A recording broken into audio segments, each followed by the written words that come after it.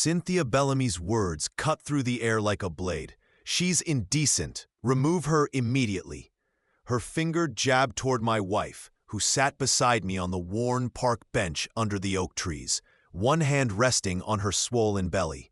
She was 8 months pregnant, exhausted, and yet still carried herself with quiet dignity. Cynthia, president of the HOA board, didn't see dignity. She saw power, and she craved the performance of it. For a moment, the entire park froze. Mothers pulled their children closer. Men shifted uncomfortably. Neighbors glanced at one another, but said nothing. I let her accusation hang in the air before I spoke. "That bench you're standing over, Cynthia? I designed it after the county's last inspection. Reinforced every bolt myself." I saw the flicker in her eyes. She hadn't expected me to know the ground better than she did. But her smirk returned just as quickly, feeding on the silence of the crowd. Cynthia leaned in, her voice dripping with command, and ordered me to escort my pregnant wife away. My wife's dress fluttered in the wind, modest in every way, but Cynthia wasn't looking at clothes. She was staging theater. Every word she spoke was less about decency than domination. I felt something coil in my chest, not anger, but resolve. My father had been a county engineer, a man who built public works until the day he died. He used to say, "Structures fail not because of their weight, but because of hidden cracks." People are no different. I stood, helped my wife rise, and whispered, "We leave on our own terms." Cynthia's heels clicked behind us as we crossed the grass. "This is your warning, Mercer," she barked, loud enough for the whole park to hear. "If you don't comply with our standards, there will be consequences." It wasn't just a threat. It was a declaration to the neighborhood that she ruled this ground. But as I guided my wife to the car, I caught sight of Terrell Gaines, the HOA treasurer, standing at the edge of the basketball court. His arms were crossed, his jaw tight. He didn't back her, didn't move at all. A crack, subtle but real, had just appeared in her wall of control. That night, I couldn't sleep. Every time I closed my eyes, I saw Cynthia's finger stabbing at my wife, calling her indecent for carrying life. By morning, I found Terrell pacing by his mailbox, his body language tense, like a man fighting words he couldn't speak aloud. He avoided my eyes, shoulders hunched, and retreated inside. But I'd seen enough. He was cracking under the weight of what he knew. Later, a letter slid under my front door. The HOA's seal stared up at me, the paper heavy with official ink. It accused my wife of public indecency and disorderly conduct. Fines, hearings, suspension of privileges. In other words, exile written as law. My wife's hands trembled as she read it. But as I studied the document, my pulse steadied. Cynthia had cited community decency standards. I knew those bylaws backward. That phrase didn't exist anywhere in them. Engineers don't smash problems. We study them. Cynthia had just revealed the weakest point in her foundation. I drove to the county clerk's office and obtained a certified copy of the HOA bylaws. I highlighted the sections, cross-referenced them against her violation notice. It was airtight. She had fabricated authority out of thin air. And when I spotted Terrell across the room, speaking to another clerk, his nervous posture confirmed what I suspected. He wasn't just complicit, he was trapped. The next encounter came at the library. I had spread the bylaws and violation notice across a table, compiling evidence like blueprints. Terrell hovered outside the glass wall, then forced himself inside. His hands trembled as he looked at the documents. Finally, he muttered, "She shouldn't have done that." Cynthia's been pushing things for years, but this, he couldn't finish. His guilt was a storm. I slid the bylaws across to him. "Read it." No mention of decency standards. She overstepped. He read, and though he left without a word, his shoulders carried a weight heavier than fear.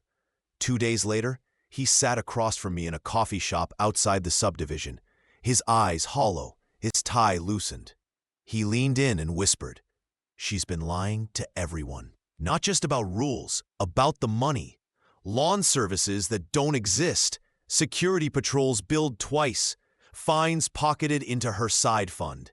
His voice cracked as he spoke, like every word tore him open. I didn't interrupt. He confessed until his hands shook around his cup. Finally, he whispered, "I can get you the records. But if this goes wrong, she'll bury me." I met his eyes. "If this goes right, you'll save us all." The next morning, a plain envelope appeared on my porch. Inside were bank statements, invoices, checks, proof of theft written in Cynthia's own signature. My wife paled as she read them. "This is dangerous," she said. She was right. But fear wasn't enough anymore. Cynthia's house of cards was hollow, and I had the weight to bring it down. The HOA meeting was scheduled for Friday at the Lake Pavilion, the stage where Cynthia loved to perform her authority. I spent nights building the case like an engineer reinforcing a bridge. The bylaws, the fabricated violation, the fraudulent invoices, each piece layered into a structure that could not collapse. When the night arrived, the pavilion was packed. Cynthia stood at the front, chin raised, flanked by obedient board members. Terrell sat at the far end of the table, his eyes downcast. Cynthia rattled off petty infractions, then sharpened her tone. And now, the matter of Mr. Mercer and his wife. Repeated violations of decency standards. Gasps filled the room. That was my cue. I stood, folder in hand, and placed it on the table with a hard thud. Before any more accusations are made, the community deserves to see the truth. I spread the documents for all to see. This notice cites rules that do not exist. The certified bylaws contain no decency standards. None. Murmurs swelled into outrage. Cynthia's jaw tightened.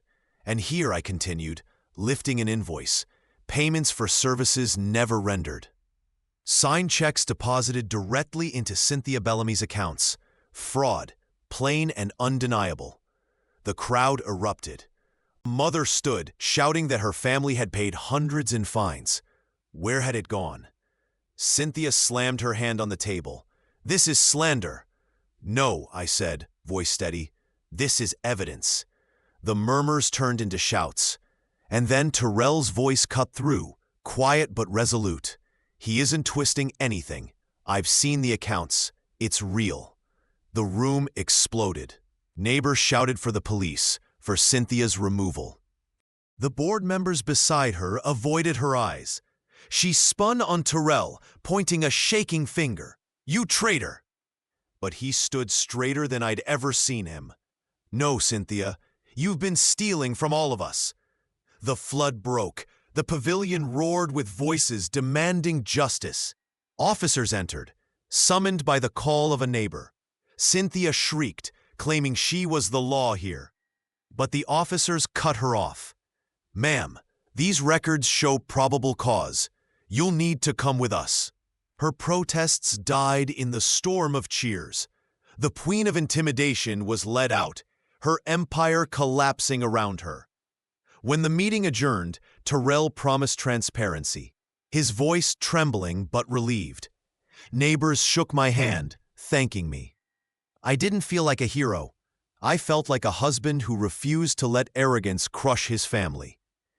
That night, my wife and I returned to the park bench, the same one where Cynthia had called her indecent. She rested her hand on her belly as the baby kicked softly.